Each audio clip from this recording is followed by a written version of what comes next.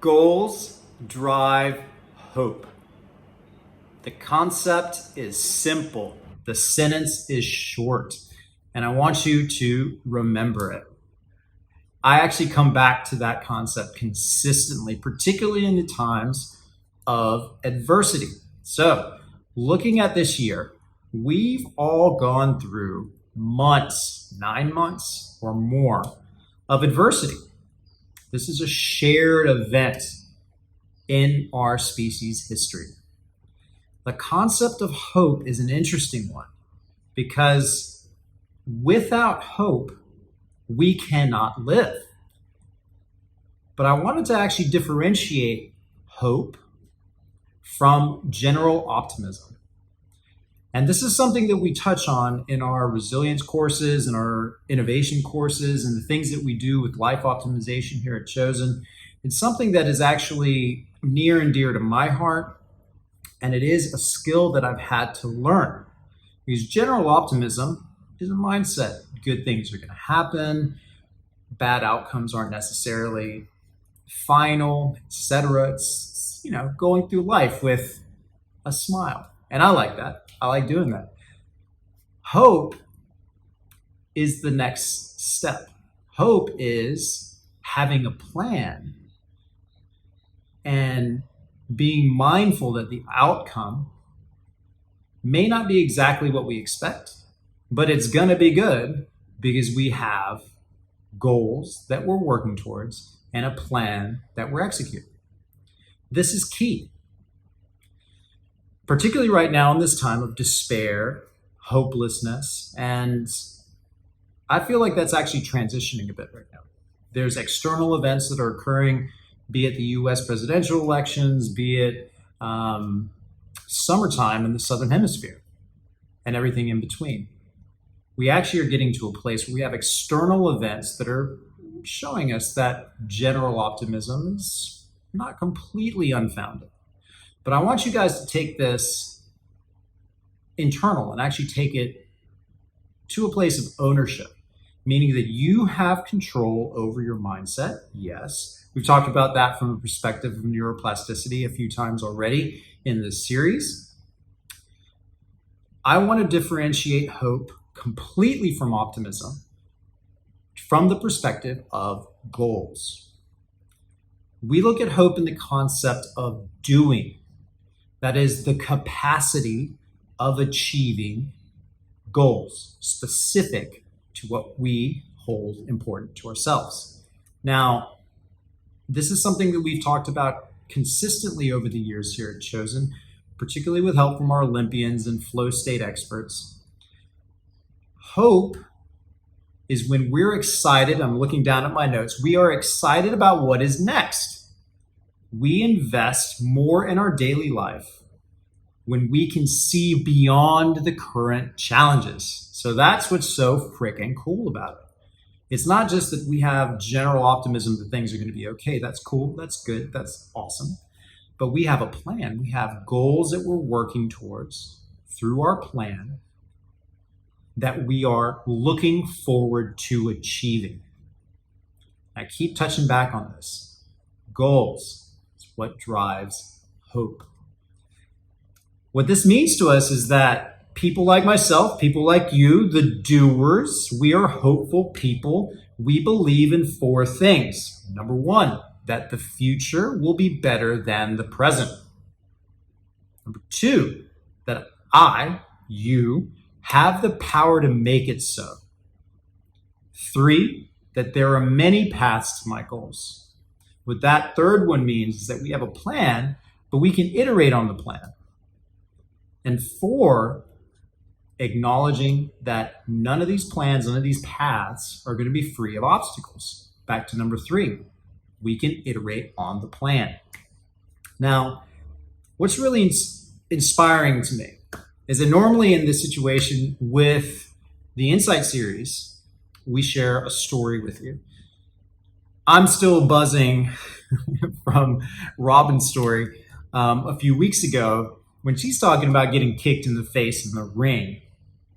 And then one of my personal favorite quotes, speech, The Man in the Arena. has that same ring to it. So I actually want to share this story as more of an interactive story. And let's shift blind optimism into hope and decide right now how we are all going to get through this time of disconnection and over this time of disconnection and potential, call it despair, that a lot of people have been feeling over the past few months, and into a place where we take ownership of our lives and actually experience consistent hope. Remember a couple of months ago, and I remember it vividly, it's like April, something like that. It's maybe more than a couple months. Working out in, like, right outside here. You probably saw it on my Instagram feed. Had the weights and the kettlebells in the grass, doing stuff, not leaving the house, not leaving the villa, going, having food delivered, everything else. It's kind of that lockdown time, which was actually extremely challenging. We all were sharing in it. Some, way more strict than others, but that happened. And that out of control uncertainty, because there was no certainty when that was going to end. How did we shift that into what we're experiencing now?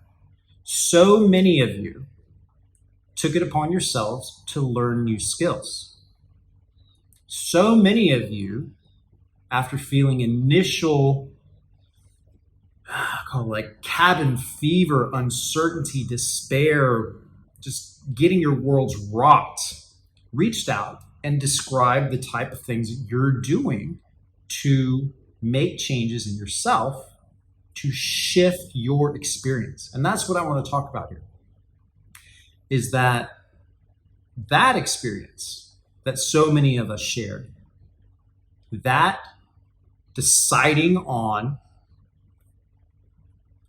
making hope a consistent practice on a daily basis was rooted in you or me looking to achieve specific goals during this time of crisis.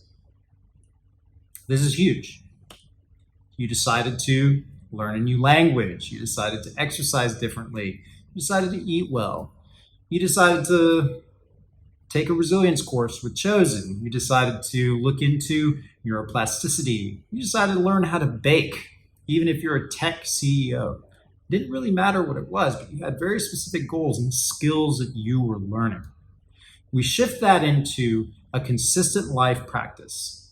So let's talk about 3 distinct, very real components to shifting into a life of hopefulness consistently for the rest of your life, and doing it now during this kind of crazy time where you can actually implement this in times that are, there's going to be adversity, but it's not going to be, maybe there's going to be stuff that's going to be similar to what we've experienced in 2020 sometime in the near future. Hopefully not, but you're going to be ready for it. Okay?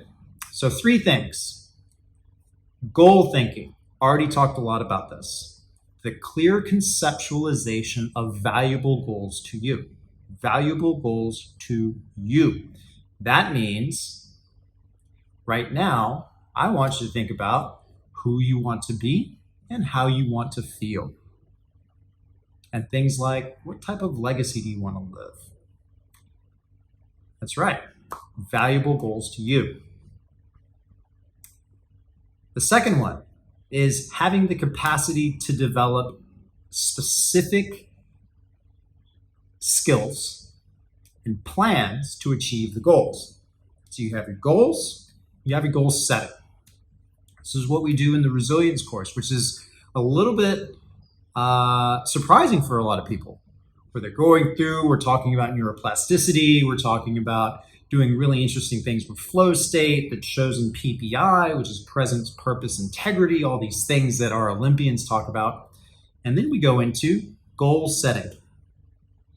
Number 1, clear conceptualization of goals that are valuable to you. Number 2, the capacity to develop the skills and the strategy, the plan to achieve those goals. And then this concept of agency, okay? you have to believe that you're able to achieve these goals, and you actually have to set up your life. That's right, you have to set up your life to maintain the motivation to execute your plan. So, in summary, goal thinking. Clear, conceptualize, crystal clear goals. 2, the ability to execute on a plan, develop the skills to reach those goals. And lastly, agency. You have to believe that you can reach those goals, and you have to set up your life to maintain the motivation to reach those goals. So, simple concepts. This is something that is ringing true to me, near, dear to my heart these days, as we're all coming out of 2020. And I want to challenge you.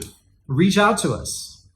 If you have questions about this, reach out to us via email, via Instagram, or join us on the resilience training program that we have. It's already been set up specifically for people like yourselves, the doers, the people that take action, the people that want to make an impact on the world around them.